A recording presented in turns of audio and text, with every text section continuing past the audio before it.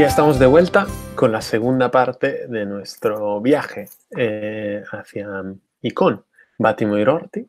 Entonces, en esta segunda parte nos fijamos directamente en su pensamiento, ¿no?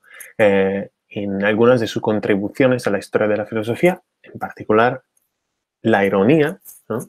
La respuesta de Rorty al mundo contemporáneo y el pensamiento débil, la respuesta de Bátimo al mundo contemporáneo.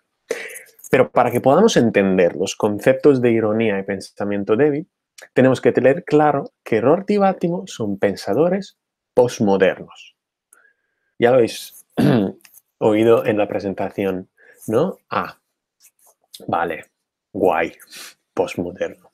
A ver, hay muchos pensadores que se consideran posmodernos y muchas veces sus razones son bastante distintas. Entonces, lo que nos interesa ahora y ver qué dicen Rorty y Bátimo como justificación de ser posmodernos. Según estos dos señores, la posmodernidad es un momento histórico y una condición cognitiva. Ese es un momento del pensamiento. Es un momento histórico porque nuestros pensamientos y nuestras visiones son producto de nuestra historia, ¿no? De la historia de nuestra comunidad. Por eso se estudia una asignatura como Historia de la Filosofía, porque se entiende que el contexto histórico de las ideas, o sea, dónde y cuándo han surgido las ideas, es tan importante como las ideas mismas. ¿Vale? Entonces, la posmodernidad se produce como consecuencia de eventos históricos. ¿Vale? En segundo lugar, la posmodernidad es una condición cognitiva, o sea, una realización individual de la persona de que algo muy importante ha cambiado. ¿Qué es lo que ha cambiado? Rorty diría que se ha dado cuenta de que la realidad es solamente un cuento, una historia que hemos creado para que el mundo tenga sentido. Lo que experimentamos, ¿no? No es algo objetivo, sino el producto de nuestra, Rorty diría, intersubjetividad. O sea, ¿no? Nuestras miradas comunes hacia los conceptos, las instituciones, las organizaciones. Todas estas historias que creemos como sociedad. Esto parece un poco abstracto, entonces vamos a aterrizarlo un poquito con un ejemplo práctico. ¿Vale? Los derechos humanos. Todos tenemos derechos humanos. ¿Vale? Tenemos, así dice la ONU, que los derechos humanos son inalienables y universales. O sea, que estos derechos pertenecen a cualquier persona en cuanto existe. Bueno, Rorty diría que no es verdad que tenemos derechos como humanos. Hemos decidido como comunidad que queremos vivir de alguna manera, ¿vale? Que queremos organizarlo de esta manera, y los derechos humanos son útiles para conseguir este tipo de vida.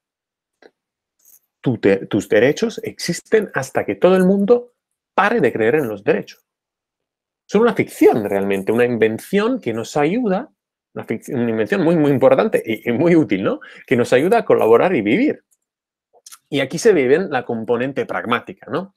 De la filosofía de Rorty. Y Bátimo llegaría a una solución parecida. Otro ejemplo muy común es el dinero. ¿Cuál es el valor del dinero? El valor que creemos que tenga. Y entonces seguimos creyendo. Pero cuando asumimos esta postura, lo que cambia en nuestra vida son las preguntas que nos hacemos. Bueno, o que los filósofos se hacen. En vez de cuál es la esencia del dinero, del derecho o del dinero, nos preguntamos cómo puede ayudarnos el derecho a organizar la sociedad o por qué deberíamos tener derechos y qué derechos nos ayudan a organizar la sociedad que queremos. Podríamos decir que la postura de Bátimo hacia la posmodernidad entonces es bastante parecida, ¿no? Probablemente él, que está un poco más vinculado con la historia, entre la pregunta que se plantearía incluiría de dónde y cuándo ha surgido el derecho, ¿no? Como hemos dicho, le gusta muchísimo la historia a Bátimo.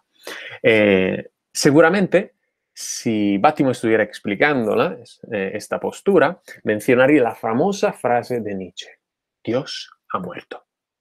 Dios representa cualquier fundamento que podríamos dar a nuestra vida. La verdad, la realidad, la ciencia y en filosofía la metafísica, ¿no? Esta idea, ¿no?, que tradicionalmente ha sido considerada por los filósofos la aspiración máxima del pensamiento. Estas entidades no existen, sino como acuerdo común de las personas que pertenecen a una comunidad. Por eso todas las preguntas filosóficas realmente se convierten en preguntas éticas y políticas. Y ahora sí, vamos a ver cómo los dos filósofos se enfrentan a ellas. Rorty nos dice que su posición frente a la posmodernidad es, por un lado, la ironía, que es privada, y por el otro, la esperanza del liberalismo, que es pública. La ironía es la posición de alguien que ve el lenguaje que utiliza como una posibilidad. Es decir, para el americano, utilizamos la ironía cuando hablamos del mundo en el que vivimos y seguimos las costumbres y tradiciones de este mundo, pero nunca creemos que nuestra interpretación del mundo, que nuestro estilo de vida, sea lo correcto. De hecho, Rorty dice que la ironía, en este sentido, implica una duda continua y radical de nuestro vocabulario, o sea, del lenguaje que utilizamos y sus juicios. Ejemplo concreto. Yo creo firmemente que la Unión Europea sea buena. Ahora bien, si fuera un ironista, diría que esto es verdadero, o sea, es decir, me lo creo, pero siempre estoy en la posición de replantearme esta posición. Por ejemplo, viendo la respuesta de la Unión Europea a la crisis económica, de los refugiados, del coronavirus, o sea, viendo la Unión Europea en cualquier crisis. Y esto vale tanto por mi idea política como estéticas, gastronómicas, espiritual. Por eso Rorty dice que sí, la ironía frente a la posmodernidad es una herramienta de desarrollo personal, de expansión de nuestra experiencia de vida. Pero su carácter fundamentalmente instable no permite que se convierta en una postura de lucha política. Sencillamente, porque nunca sabríamos por y para qué luchar. Estamos en duda. Entonces, Rorty dice, en tu casa ironista, en la calle liberal.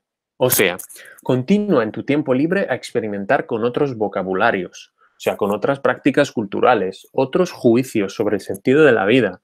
Duda de tus convicciones. Pero en la esfera pública no seas ironista.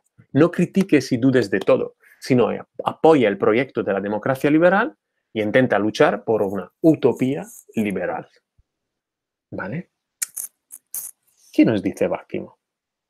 Bátimo elabora un pensamiento débil que a primera vista se parece mucho. Un pensamiento que se cuestiona origen y sus conclusiones, no se conforma con la situación que observa a su alrededor.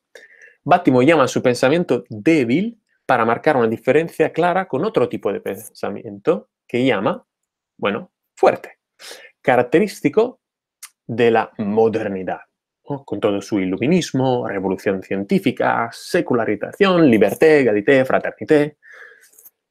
Este tipo de pensamiento es fuerte porque utiliza un lenguaje y defiende unas creencias absolutas de la que hablamos antes. O sea, Dios, la verdad, la ciencia, la metafísica, la democracia. Pero fijaros, porque utilizando esta distinción fuerte-débil, Bátimo realmente nos está diciendo que sigue dialogando con las tradiciones del pensamiento fuerte. Sigue dialogando con el cristianismo, con la metafísica y, por supuesto, con la ciencia. Sigue un diálogo porque es solamente a través del confronto con nuestra tradición, con nuestra herencia histórica, que podemos ir hacia nuestro futuro. En este sentido, la originalidad pierde su importancia porque todo es una mezcla y una reevaluación. Pero esto no significa que no podemos ser creativos. Aquí, ironía y pensamiento débil se demuestran muy parecidos. Las dos son posturas creativas, que entienden la vida como un juego de reconstrucción y reinterpretación. Sin embargo, mientras Rorty limita esta vida a la esfera personal, privada, Bátimo cree que su pensamiento débil es un pensamiento político, que conlleva un proyecto emancipador, por dos razones principales. Primero, porque liberarse del peso de la verdad ya implica una liberación, la eliminación de un obstáculo. Imaginaros para su vida personal. Un homosexual que deja la Iglesia Católica se libera de muchas cosas que le limitaban. Y aquí no estamos diciendo que sea bueno o malo, simplemente que esto pasa. Un peso menos. Y segundo, porque a través de la interpretación y reconstrucción podemos imaginarnos un futuro y luchar por ello. ¿Esta visión del futuro cambiará? Seguramente, ¿vale? Pero entonces, ¿cómo sabemos si lo estamos haciendo bien? No lo sabemos, pero justo allí nos encontramos libres, libres de tomar decisiones, asumir la responsabilidad y razonar los errores. Y ya me he alargado muchísimo. Entonces, muchas gracias para llegar hasta este punto. Espero que os haya gustado esta introducción y a tope con la posmodernidad. Muchas gracias, Marco. Ha sido súper interesante. Me ha gustado mucho el hecho de poner el ejemplo de los derechos humanos y quizá dejar de cuestionarnos de dónde vienen y más bien empezar a poner el foco a dónde van, ¿no? Para qué nos sirven, de qué nos ayudan los derechos humanos. Esta parte más práctica, ¿no? Quizás sea una aportación muy interesante. Pues esto, agradecerte tu disposición y espero que, bueno, que te haya gustado y si quieres repetir en alguna otra ocasión, estás invitado. Me ha sido súper divertido, me ha gustado muchísimo. Muchas gracias. Perfecto, perfecto. Pues nada, lo dejamos aquí, que vaya muy bien. Chao.